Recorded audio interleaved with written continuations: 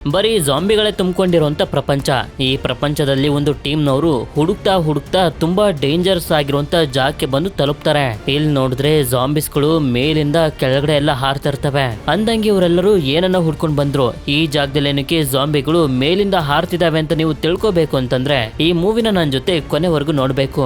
ಅಂದಂಗೆ ಮೂವಿ ಹೆಸರು ಜಾಂಬಿಲ್ಯಾಂಡ್ 2 double tap ಅಂತ.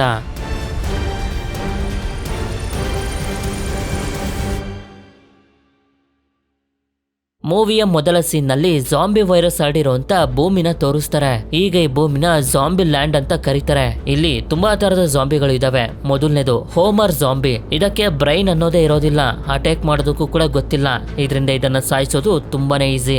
ಎರಡನೇದು ಹಾಕಿನ್ ಜಾಂಬಿ. ಈ ಜಾಂಬಿಗಳು ಮನುಷ್ಯರ ಮೇಲೆ ಅಟ್ಯಾಕ್ ಮಾಡೋದಕ್ಕೆ ಇವುಗಳ ಬುದ್ಧಿವಂತಿಕೆನ ಯೂಸ್ ಮಾಡ್ಕೊಂಡು ಅಟ್ಯಾಕ್ ಮಾಡ್ತವೆ. ಇದಾದ್ಮೇಲೆ ನಿಂಜಾ ಜಾಂಬಿಸ್ಗಳು. ಇವುಗಳು ತುಂಬಾ ಡೇಂಜರಸ್. ಇವುಗಳಿಂದ ತಪ್ಪಿಸ್ಕೊಳ್ಳೋದಕ್ಕೂ ಕೂಡ ತುಂಬಾ ಕಷ್ಟ.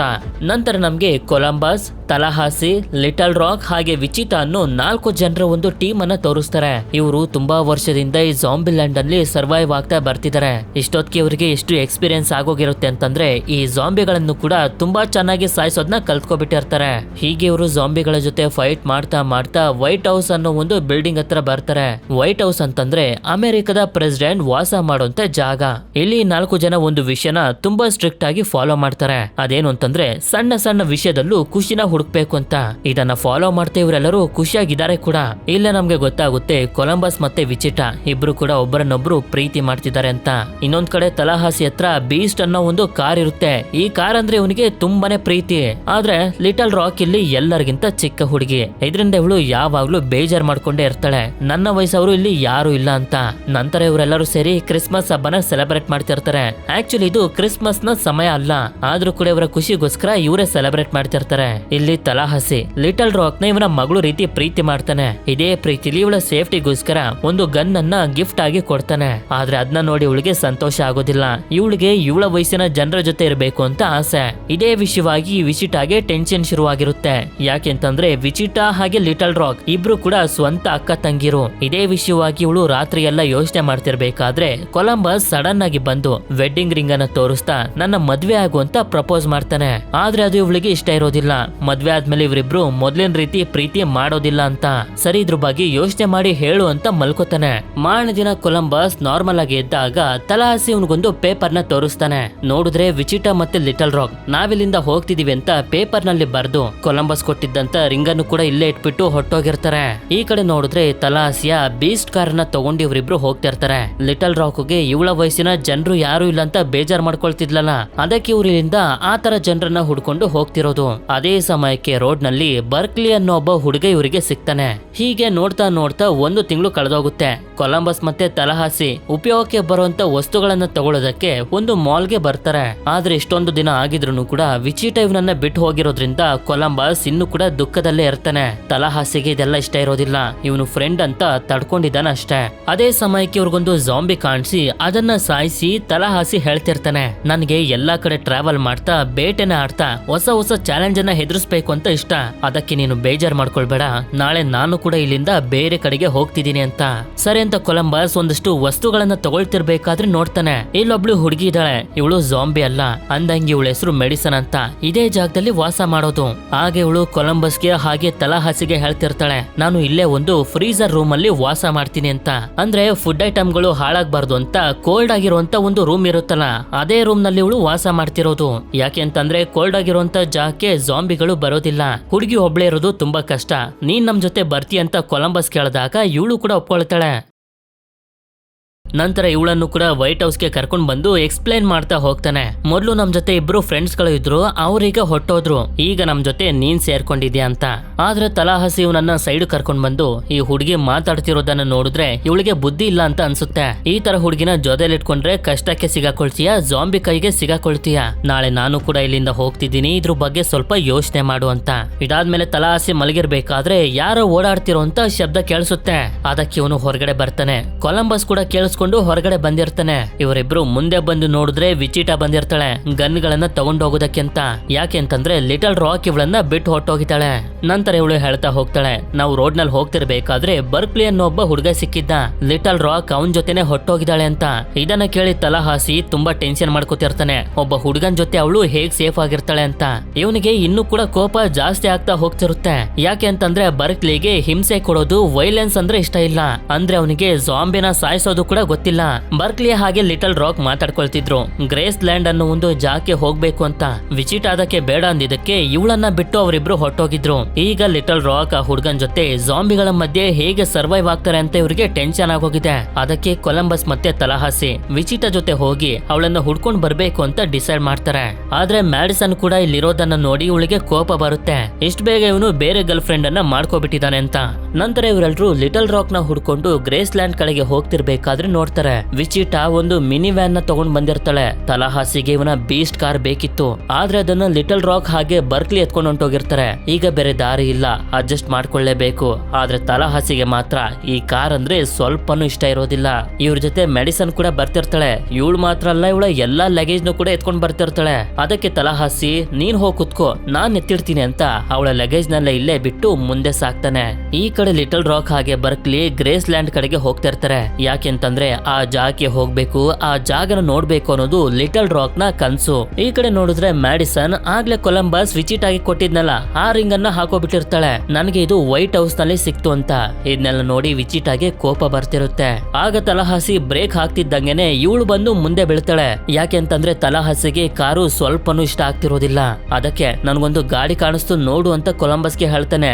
ನೋಡಿದ್ರೆ ಅದು ಜೋಕರ್ ಇರುವಂತ ವ್ಯಾನ್. ಜೋಕರ್ ಅಂತಂದ್ರೆ ಕೊಲಂಬಸ್ಗೆ ಭಯ.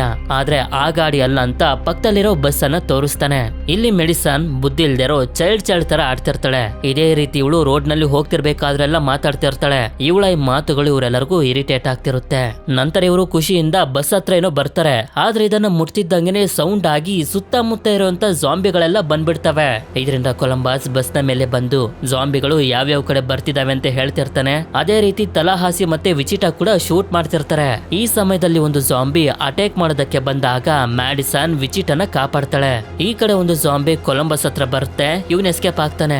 ಆದ್ರೆ ಇದೇ ಸಮಯಕ್ಕೆ ಒಂದು ಜಾಂಬಿ ಇವ್ರ ಹತ್ರ ಬರ್ತಿರುತ್ತೆ. ಎಷ್ಟೇ ಶೂಟ್ ಮಾಡ್ತಿದ್ರು ಕೂಡ ಅದಕ್ಕೆ ಏನು ಆಗ್ತಿರೋದಿಲ್ಲ, ಮತ್ತೆ ಮತ್ತೆ ಎದ್ದು ಬರ್ತಾನೆ ಇರುತ್ತೆ. ಈ ತರ ಜಾಂಬಿಗಳನ್ನ ಇವರು T-800 ಅಂತಾರೆ. ಯಾಕೆ ಅಂತಂದ್ರೆ ಈ T-800 ಜಾಂಬಿಸ್ಗಳು ಅಷ್ಟು ಬೇಗ ಸಾಯೋದಿಲ್ಲ. ಇದರಿಂದ ತಲಹಾಸಿ ಆ ಜಾಂಬಿ ತಲೆನ ತೊಳೆದು ಸಾಯಿಸ್ಬಿಡ್ತಾನೆ. ಈ ಕಡೆ ನಮ್ಗೆ ಗೊತ್ತಾಗುತ್ತೆ ಲಿಟಲ್ ರಾಕ್ ನ ಜೊತೆ ಇರುವಂತ ಬರ್ಕ್ಲಿ ಒಬ್ಬ ಸಿಂಗರ್. ಹಾಡು ಹೇಳೋದನ್ನ ಬಿಟ್ಟು ಇವನಿಗೆ ಇನ್ನೇನು ಬರೋದಿಲ್ಲ ಅಂತ. ಈ ಕಡೆ ಇವ್ರ 4 ಜನರಿಗೂ ಈ ಬಸ್ ಸಿಕ್ಕಿ ತುಂಬಾ ಸಂತೋಷದಿಂದ ಮುಂದೆ ಹೋಗ್ತಿರ್ತಾರೆ. ಆದ್ರೆ ಬಸ್ ಪಂಚರ್ ಆಗೋಗುತ್ತೆ. ಆ ಜೋಕರ್ ವ್ಯಾನ್ ನಲ್ಲಿ ಹೋಗೋದಕ್ಕೆ ಕೊಲಂಬಸ್ ಒಪ್ಕೊಳ್ಳೋದಿಲ್ಲ. ಇದರಿಂದ ಬೇರೆ ದಾರಿ ಇಲ್ದೆ ಮತ್ತೆ ಇದೇ ಮಿನಿ ವ್ಯಾನ್ ಹತ್ರ ಬರ್ತಾರೆ. ತಲಹಾಸಿಗೆ ಮಾತ್ರ ಈ ಗಾಡಿ ಅಂದ್ರೆ ಸ್ವಲ್ಪನೂ ಇಷ್ಟ ಇರೋದಿಲ್ಲ. ಆದ್ರೆ ಬೇರೆ ದಾರಿ ಕೂಡ ಇಲ್ಲ. ಹೀಗೆ ಮ್ಯಾಡಿಸನ್ ಮತ್ತೆ ವಿಚಿಟಾಗೆ ಕಡ್ಲೆ ಬೀಜ ಸಿಕ್ಕಿ ಇದನ್ನ ತಿಂತ ಎಲ್ಲರೂ ಡಿಸ್ಕಸ್ ಮಾಡ್ತಾ ಹೋಗ್ತಿರ್ತಾರೆ. ಆದ್ರೆ ಡಿಸ್ಕಸ್ ಮಾಡ್ತಿರ್ಬೇಕಾದ್ರೆ ಸಡನ್ ಆಗಿ ಮ್ಯಾಡಿಸನ್ಗೆ ಮುಖ ಎಲ್ಲ ಗಾಯ ಆಗೋದಕ್ಕೆ ಶುರುವಾಗಿ ವಿಚಿತ್ರವಾಗಿ ಬಿಹೇವ್ ಮಾಡ್ತಿರ್ತಾಳೆ. ಗಾಡಿ ನಿಲ್ಸಿದ್ರೆ ವಾಮಿಟ್ ಕೂಡ ಮಾಡ್ಬಿಡ್ತಾಳೆ. ಇವರೆಲ್ಲರಿಗೂ ಅನ್ಸೋದಕ್ಕೆ ಶುರುವಾಗುತ್ತೆ ಅವಳು ಜಾಂಬಿ ಆಗಿ ಕನ್ವರ್ಟ್ ಆಗ್ತಿರ್ಬೋದು ಅಂತ. ಆದ್ರಿಂದ ಅವಳನ್ನ ಸಾಯಿಸ್ಬೇಕು ಅಂತಾನು ಕೂಡ ಅನ್ಕೊಳ್ತಾರೆ. ಕೊಲಂಬಸ್ಗೆ ಇದು ಇಷ್ಟ ಇರೋದಿಲ್ಲ. ಆದ್ರೂ ಕೂಡ ನಾನೇ ಸಾಯಿಸ್ತೀನಿ ಅಂತ ಹೊರಗಡೆ ಬರ್ತಾನೆ. ಇಲ್ಲಿ ನೋಡಿದ್ರೆ ಮ್ಯಾಡಿಸನ್ ಸ್ಥಿತಿ ತುಂಬಾ ಗಂಭೀರವಾಗಿರುತ್ತೆ. ಇವನ್ಗೂ ಕೂಡ ಇವಳು ಜಾಂಬಿ ಆಗ್ತಿರ್ಬೋದು ಅಂತ ಅನ್ಸಿ ಕ್ಷಮಿಸ್ಬಿಡು ಅಂತ ಗನ್ ಎತ್ಕೊಳ್ತಾನೆ. ಇವರಿಬ್ರಿಗೂ ಬುಲೆಟ್ ಶಬ್ದಗಳು ಕೇಳಿಸ್ತವೆ. ಇದರಿಂದ ಇವರೆಲ್ಲರಿಗೂ ಬೇಜಾರಾಗ್ತಿರುತ್ತೆ.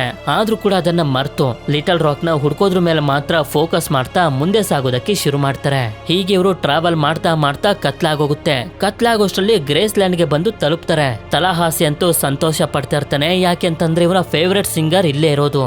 ಆದ್ರೆ ಇಲ್ಲಿ ಬಂದು ನೋಡಿದ್ರೆ ಈ ಜಾಗದಲ್ಲಿ ಏನು ಇರೋದಿಲ್ಲ, ಎಲ್ಲ ಖಾಲಿ ಆಗಿರುತ್ತೆ. ಇವರು ತುಂಬಾ ಡಿಸಪಾಯಿಂಟ್ ಆಗ್ತಾರೆ. ಲಿಟಲ್ ರಾಕ್ ಎಲ್ಲಿದ್ದಾಳೆ ಅನ್ನೋ ಒಂದು ಸಣ್ಣ ಐಡಿಯಾ ಕೂಡ ಇರೋದಿಲ್ಲ. ಹೀಗೆ ಹೋಗ್ತಿರ್ಬೇಕಾದ್ರೆ ರೋಡ್ ಸೈಡ್ ನಲ್ಲಿ ಜಾಸ್ತಿ ಲೈಟ್ ಹಾಕಿರುವಂತ ಒಂದು ಹೋಟೆಲ್ ಕಾಣಿಸುತ್ತೆ. ಇಲ್ಲೇ ಬೀಸ್ಟ್ ಕಾರ್ ಕೂಡ ಇರುತ್ತೆ. ಲಿಟಲ್ ರಾಕ್ ಇಲ್ಲೇ ಇರಬಹುದು ಅಂತ ಇವರೆಲ್ಲರೂ ಒಳಗಡೆ ಬರ್ತಾರೆ. ಒಳಗಡೆ ಬಂದ್ರೆ ಈ ಜಾಗದಲ್ಲಿ ಎಲ್ವಿಸ್ ಅನ್ನೊಬ್ರು ಸಿಂಗರ್ ನ ಸಾಂಗ್ ಕ್ಯಾಸೆಟ್ ಗಳನ್ನೆಲ್ಲ ಹಾಕಿರ್ತಾರೆ. ಅಂದ್ರೆ ಯಾರೋ ಸಿಂಗರ್ ಎಲ್ವಿಸ್ ನ ದೊಡ್ಡ ಫ್ಯಾನ್ ಅಂತ ಹೇಳ್ಬೇಕು ಅಂತಂದ್ರೆ ತಲಹಾಸಿನು ಕೂಡ ಎಲ್ವಿಸ್ ನ ದೊಡ್ಡ ಫ್ಯಾನ್. ಇದರಿಂದ ಇದನ್ನೆಲ್ಲ ನೋಡಿ ಅವನಿಗೆ ತುಂಬಾ ಸಂತೋಷ ಆಗಿ ಇಲ್ಲೇ ಇರುವಂತ ಒಂದು ಪಿಯಾನೋನ ಪ್ಲೇ ಮಾಡ್ತಿರ್ಬೇಕಾದ್ರೆ ಯಾರೋ ಇವನ್ ಮೇಲೆ ಅಟ್ಯಾಕ್ ಮಾಡ್ತಾರೆ. ಈ ಲೇಡಿ ಹೆಸರು ನೆವಾಡಾ ಅಂತ. ಆಗ ಇವರಿಬ್ರು ಬಂದು ಗನ್ ಪಾಯಿಂಟ್ ಮಾಡಿ ಬೀಸ್ಟ್ ಕಾರ್ ನಲ್ಲಿ ಬಂದಿದ್ದಂತ ಲಿಟಲ್ ರಾಕ್ ಇಲ್ಲೇ ಇದ್ದಾಳೆ ಅಂತ ಕೇಳ್ತಾರೆ. ಆಗ ಇವಳು ಕೂಡ ಲಿಟಲ್ ರಾಕ್ ಹಾಗೆ ಅವಳ ಜೊತೆ ಬಂದಿದ್ದಂತ ಬರ್ಕ್ಲಿ ಇಬ್ರು ಕೂಡ 3 ದಿನದ ಹಿಂದೆನೆ ಇಲ್ಲಿಂದ ಹೊಟ್ಟೋದ್ರು ಅಂತಾಳೆ. ಕಾರ್ನ ಏನಕ್ಕೆ ಅವರು ತಗೊಂಡ್ ಹೋಗಿಲ್ಲ ಅಂತ ಕೇಳಿದ್ರೆ ಆ ಕಾರ್ ಅವರಿಗೆ ಇಷ್ಟ ಆಗ್ಲಿಲ್ವಂತೆ ಅಂತ ಇವಳು ಹೇಳ್ತಾಳೆ. ಸರಿ, ಅವರಿಬ್ರು ಎಲ್ಲಿಗೆ ಹೋಗಿದ್ದಾರೆ ಅಂತ ನಾದ್ರು ಹೇಳುದ್ರಂತ ಕೇಳಿದಾಗ ಲಿಟಲ್ ರಾಕ್ ಏನು ಹೇಳಿಲ್ಲ. ಆದ್ರೆ ಅವಳ ಜೊತೆ ಇದ್ದಂತ ಬರ್ಕ್ಲಿ ಹೇಳ್ತಿದ್ದ ಅವರಿಬ್ರು ಬೇಬಿಲಾನ್ ಅನ್ನೋ ಒಂದು ಜಾಗಕ್ಕೆ ಹೋಗ್ತಿದಾರಂತೆ. ನನಗೆ ಆ ಜಾಗದ ಬಗ್ಗೆ ಗೊತ್ತು, ಆ ಜಾಗ ತುಂಬಾ ಡೇಂಜರಸ್, ಅವರು ಅಲ್ಲಿಗೆ ಹೋಗ್ಬಾರ್ದಿತ್ತು ಅಂತ ಹೇಳ್ತಾಳೆ. ಈ ಕಡೆ ನಮ್ಗೆ ಇವರಿಬ್ರನ್ನ ತೋರಿಸ್ತಾರೆ. ಇವರಿಬ್ರು ಬೇಬಿಲಾನ್ ಕಡೆಗೆ ಒಂದು ಕಾರ್ ನಲ್ಲಿ ಹೋಗ್ತಿರ್ತಾರೆ. ಇವರನ್ನ ಜಾಂಬಿಗಳು ಕೂಡ ಫಾಲೋ ಮಾಡ್ತಾ ಇರ್ತವೆ. ನಂತರ ನಮ್ಗೆ ಗೊತ್ತಾಗುತ್ತೆ ಈ ಹೋಟೆಲ್ ನ ಓನರ್ ನೆವಾಡಾನೆ.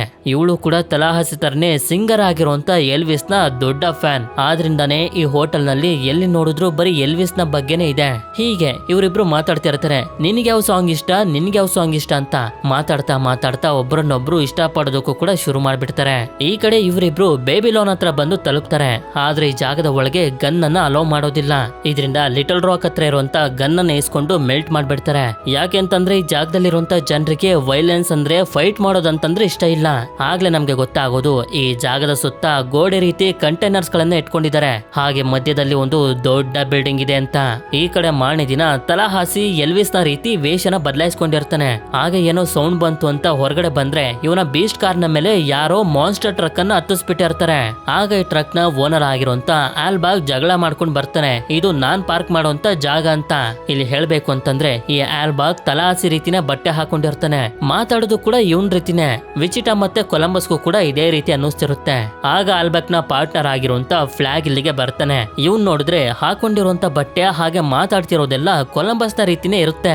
ಹೇಳ್ಬೇಕು ಅಂತಂದ್ರೆ ಇವರಿಬ್ರು ತಲಾಹಾಸಿ ಹಾಗೆ ಕೊಲಂಬಸ್ ನ ಕಾಪಿ ಪೇಸ್ಟ್ ತರ ಇರ್ತಾರೆ. ಇದಾದ್ಮೇಲೆ ಎಲ್ರು ಒಳಗಡೆ ಬಂದು ಮಾತಾಡೋದಕ್ಕೆ ಶುರು ಮಾಡ್ತಾರೆ. ಆದ್ರೆ ತಲಾಹಾಸಿಗೆ ಈ ಆಲ್ಬಾಗ್ ಕಂಡ್ರೆ ಇಷ್ಟ ಆಗ್ತಿರೋದಿಲ್ಲ. ಸರಿ ಅಂತ ಹೀಗೆ ಇವರೆಲ್ಲರೂ ಮಾತಾಡ್ತಿರ್ಬೇಕಾದ್ರೆ ಹೊರಗಡೆ ಏನೋ ಸೌಂಡ್ ಕೇಳಿಸುತ್ತೆ. ಬಂದು ನೋಡಿದ್ರೆ ಜಾಂಬಿಗಳು ಬಂದ್ಬಿಟ್ಟಿರ್ತವೆ. ಅದು ಕೂಡ ನಾರ್ಮಲ್ ಜಾಂಬಿಸ್ಗಳಲ್ಲ, T-800 ಜಾಂಬಿಸ್ಗಳು. ಹೌದು, ಇಷ್ಟೇ ಸಲ ಶೂಟ್ ಮಾಡಿದ್ರು ಮತ್ತೆ ಮತ್ತೆ ಎದ್ದು ಹಿಂದೆ ಬರ್ತಿರ್ತಾವಲ್ಲ ಅದೇ ಜಾಂಬಿಸ್ಗಳು.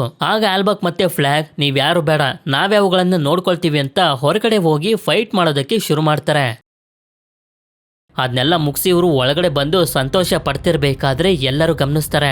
ಆಲ್ಬಾಗ್ ನ ಕೈಯಲ್ಲಿ ಜಾಂಬಿ ಕಚ್ಚಿರುವಂತ ಗುರ್ತಿದೆ. ಇಲ್ಲ, ನನಗೆ ಜಾಂಬಿ ಕಚ್ಚಿಲ್ಲ, ನಾನು ಟ್ಯಾಟೂ ಮಾಡಿಸ್ಕೊಂಡಿದ್ದೀನಿ ಅಂತ ಇವನು ಮುಚ್ಚಿಡೋದಕ್ಕೆ ಟ್ರೈ ಮಾಡ್ತಾನೆ. ಯಾರಿಗೂ ಕೂಡ ನಂಬಿಕೆ ಬರೋದಿಲ್ಲ. ಇದರಿಂದ ಹೇಳ್ಬಿಡ್ತಾನೆ ಫ್ಲಾಗ್ಗೆ 2 ಜಾಂಬಿಗಳು ಕಚ್ಚಿದಾವೆ ಅಂತ. ನಂತರ ಇಬ್ರು ಜಾಂಬಿಗಳಾಗಿ ಇವ್ರ ಮೇಲೆ ಅಟ್ಯಾಕ್ ಮಾಡೋದಕ್ಕೆ ಶುರು ಮಾಡ್ತಾರೆ. ಎಷ್ಟೇ ಶೂಟ್ ಮಾಡ್ತಿದ್ರು ಕೂಡ ಮತ್ತೆ ಎದ್ದು ಹಿಂದೆನೆ ಬರ್ತಿರ್ತವೆ. ಯಾಕೆಂತಂದ್ರೆ ಇವರಿಗೆ ಕಚ್ಚಿರೋದು T-800 ಜಾಂಬಿಸ್ಗಳಲ್ಲ. ಅದಕ್ಕೆ ಈ ಜಾಂಬಿಗಳು ನಾರ್ಮಲ್ ಜಾಂಬಿಗಳಿಗಿಂತ ತುಂಬಾ ಸ್ಟ್ರಾಂಗ್ ಆಗಿರೋದ್ರಿಂದ ಫೈಟ್ ಮಾಡೋದಕ್ಕೆ ಇವರಿಗೆ ತುಂಬಾ ಕಷ್ಟ ಆಗ್ತಿರುತ್ತೆ. ಆದ್ರೂ ಕೂಡ ಕೊನೆಗೆ ಈ ಜಾಂಬಿಗಳ ತಲೆಗೆ ಶೂಟ್ ಮಾಡಿ ಸಾಯಿಸ್ಬಿಡ್ತಾರೆ. ನಂತರ ಇವರೆಲ್ಲರೂ ಬೇಬಿಲಾನ್ ಕಡೆಗೆ ಹೋಗ್ತಾ ಇರ್ತಾರೆ. ಹಾಗೆ ತಲಾಹಾಸಿ ಮತ್ತೆ ನೆವಾಡಾ ಇಷ್ಟ ಪಡ್ತಿರೋದ್ರಿಂದ ಇವಳು ಹೇಳ್ತಾ ಇರ್ತಾಳೆ ಲಿಟಲ್ ರಾಕ್ ಸಿಕ್ಕಿದ್ಮೇಲೆ ಮತ್ತೆ ಇಲ್ಲಿಗೆ ಬಾ ಅಂತ. ಇವನು ಕೂಡ ಸರಿ ಅಂತ ಆಲ್ಬಾಗ್ ನ ಮಾನ್ಸ್ಟರ್ ಟ್ರಕ್ ಅನ್ನ ಓಡಿಸೋದಕ್ಕೆ ಪ್ರಯತ್ನ ಪಡ್ತಾನೆ. ಆದ್ರೆ ಇದು ತುಂಬಾ ಹೆವಿ ಆಗಿರೋದ್ರಿಂದ ಇವನ್ ಕೈಲಿ ಕಂಟ್ರೋಲ್ ಮಾಡೋದಕ್ಕೇನೆ ಆಗೋದಿಲ್ಲ. ಅದಕ್ಕೆ ಈಗ ಬೇರೆ ದಾರಿ ಇಲ್ದೇ ಇರೋದ್ರಿಂದ ಮತ್ತೆ ಮಿನಿ ವ್ಯಾನ್ ಹತ್ರ ಬರ್ತಾರೆ. ಇಷ್ಟೊತ್ತಿಗೆ ತಲಾಹಾಸಿಗೆ ಇದ್ರ ಮೇಲೆ ದ್ವೇಷ ಶುರು ಆಗೋಗಿರುತ್ತೆ. ಸರಿ ಅಂತ ಹೀಗೆ ಇವರು ರೋಡ್ ನಲ್ಲಿ ಹೋಗ್ತಿರ್ಬೇಕಾದ್ರೆ ಆ ಜೋಕರ್ ವ್ಯಾನ್ ಕಾಣಿಸುತ್ತೆ. ಒಳಗಡೆ ನೋಡಿದ್ರೆ ಮ್ಯಾಡಿಸನ್ ಇನ್ನೂ ಕೂಡ ಬದುಕೆ ಇದ್ದಾಳೆ. ಆಕ್ಚುಲಿ ಹೇಳ್ಬೇಕು ಅಂತಂದ್ರೆ ಕೊಲಂಬಸ್ಗೆ ಮ್ಯಾಡಿಸನ್ ನೋಡಿ ಪಾಪ ಅನ್ಸಿ ಸಾಯಿಸಿರೋದಿಲ್ಲ, ಬರೀ ಗಾಳಿಲಿ ಗುಂಡಾರ್ಸಿರ್ತಾನೆ ಅಷ್ಟೇ. ಇನ್ನು ಮ್ಯಾಡಿಸನ್ ಕೂಡ ಯಾವುದೇ ಜಾಂಬಿ ವೈರಸ್ಗೆ ಇನ್ಫೆಕ್ಟ್ ಆಗಿರ್ಲಿಲ್ಲ.